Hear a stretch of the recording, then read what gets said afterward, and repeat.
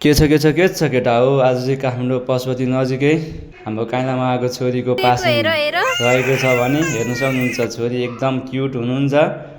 त्यसै गरी हाम्रो यतातिर केरा लगायत हाम्रो हेर्ने दर्शकहरू एकदम क्युट हुनुहुन्छ है।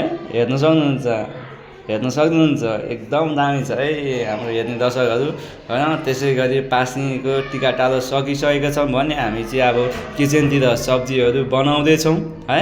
एकदम बवाल बनाइसकेको छ भने चिकन हेर्न सक्नुहुन्छ होइन। ग्रेभी बवाल भइरहेको छ भने पुलाउ हेर्न सक्नुहुन्छ। हामी चाहिँ टक्क तारेर भुइँमा राखेका छौँ भने होइन। घिउहरू लगाएर होइन सब्जीहरू सब तयार भइसकेको छ हेर्न सक्नुहुन्छ। एकदम बवाल छ है सब्जीहरू। ल मासु चिकनहरू त्यसै गर्दै हामीले चाहिँ खानु सुरु गरिसकेका छौँ है। वरिपरि झ्याप्प बसेर है।